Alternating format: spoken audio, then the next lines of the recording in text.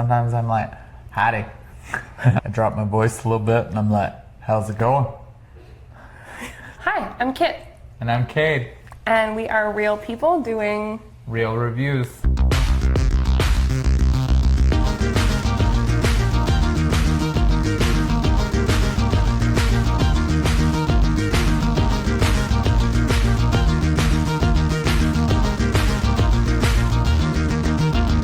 We're going to cover some topics today. What are the questions, Mike? Mike on the mic. Mike. What's the best film you've seen this year? Oh, we can't do that.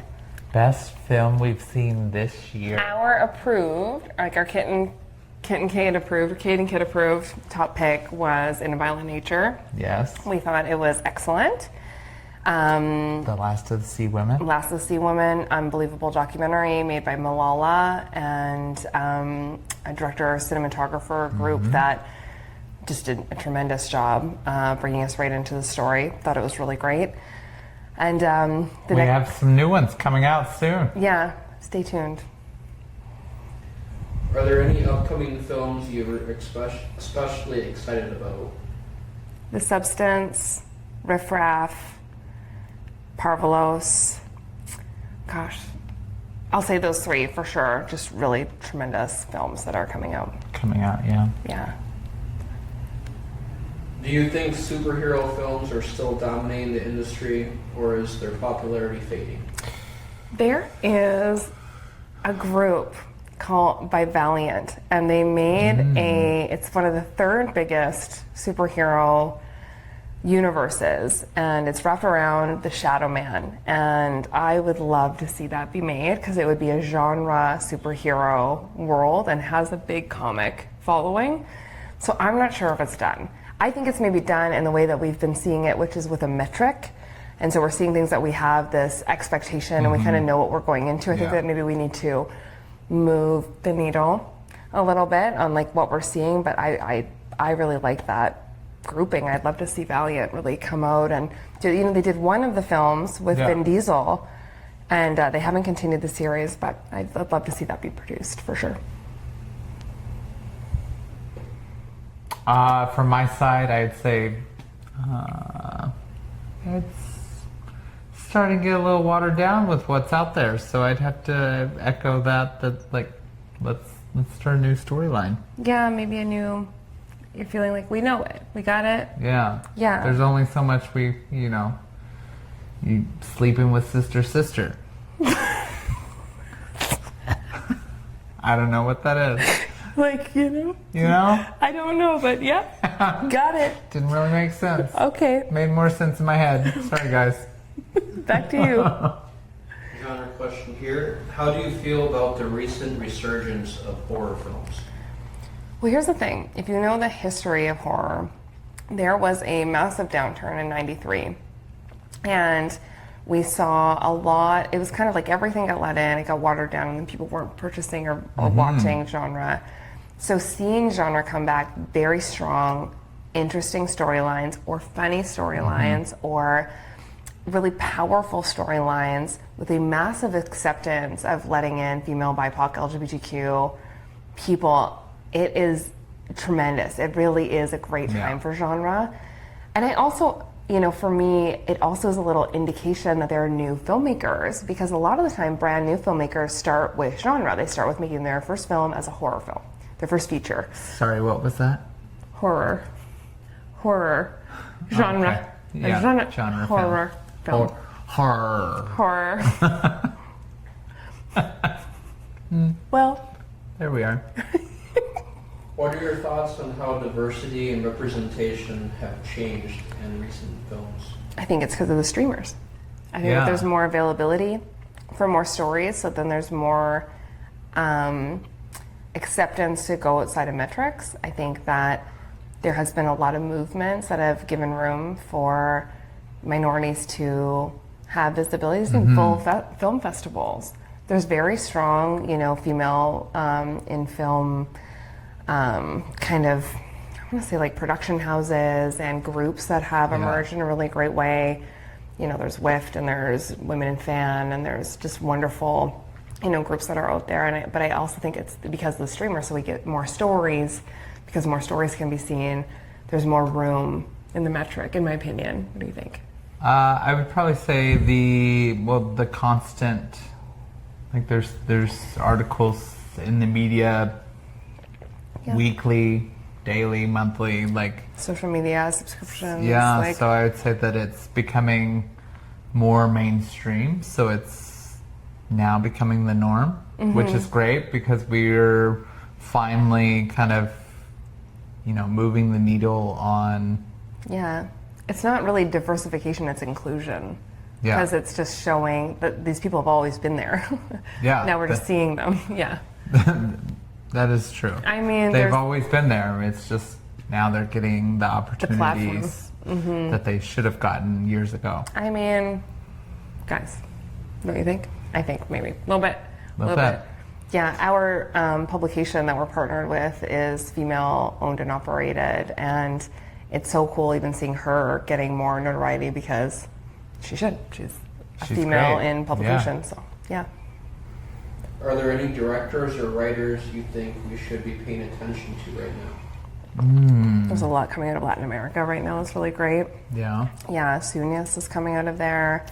There's what we just saw tonight, Isaac, who's like coming up really, really strong. He helped on Huasara, which is the #2 horror film from last year on Shudder.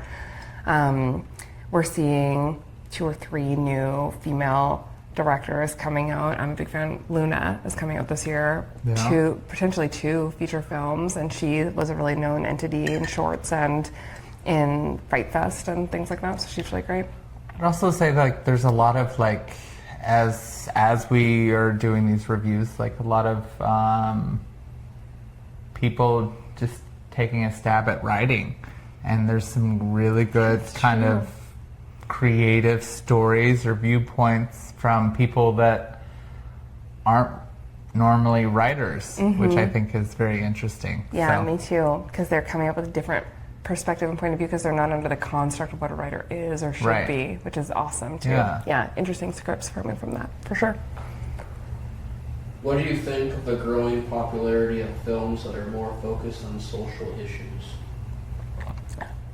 I would say for me personally, and I'm sure you probably agree, but I'm not going to speak for Kit. I like films that do talk about social issues. It's a great place, a safe place actually, to show them in a way that creates a viewpoint or makes people think in different ways that they not normally do, as well as I'd probably say a healthier way than watching the news. Should I? Yeah? I mean, you could say Do you that. agree? And over to you, Kit. Okay, Yeah. thanks for that Passover. Cade. Okay, so yeah, I think covering a social commentary or an issue or a subject matter that maybe has always been there, but they're making it in a palatable way or satirical way, or they're just intermingling it into their storyline because it's very much the world that they live in. I think it's layered storytelling, so I'm always going to enjoy that, for sure. How do you think film adaptations of books or games should be handled? Oh, going from a book or game first? How should it be handled? See, this is when people start going, are we telling a story or are we making it for our fans? Are we making it for our audience or are we trying to make great cinema? That's true. So in my opinion, make great cinema. If you have the IP for a really fabulous book and the storyline is being either worked alongside of the writer or an institute for a writer or whatever the case is, that you're keeping your storyline but you're making it for cinema. Yeah. You think? Well, I mean, if it is coming from a book, obviously it's a great story because obviously. Well, I mean, it has popularity that they're like, hey, let's make that a movie. So it starts as a good story in a book form. So like trying to cut, that's the editor at that point, trying to cut it down to something that's watchable. But gaming, I'd agree with what you said. is it a good story, or are we just making it because people like to Yeah. game? I'm not a gamer, so The Last of Us is a good example of that, which is Yeah. filmed in Alberta, and then it's moved over to Vancouver filming. And they did a great job doing it as a series, because I think the people that are really attached to the game are going to feel like they're getting what they love out of the gaming, but now they're getting an attachment to characters. So they're handling it in a wonderful way. I'd give them some massive kudos. I would also say I like it the other way, where it's a great movie, feature film that then turns into Yes, love transmedia. a for sure. book or a game Yes. that way, because then that makes more sense to me. But Yep. I'm not for everyone. If you could change one thing about the film industry today, what would it be? Change one thing about the film industry. For me, I'd probably say people are sitting on great ideas and they just need to do them. Pump those babies out. Yeah, take a chance. Yeah, Take a risk. Put it out there for sure. scary. I don't think is it scary? Well, I mean, some people, vulnerable? it's, yeah, being vulnerable. Being vulnerable is scary to some people. Yeah. Okay. Sure.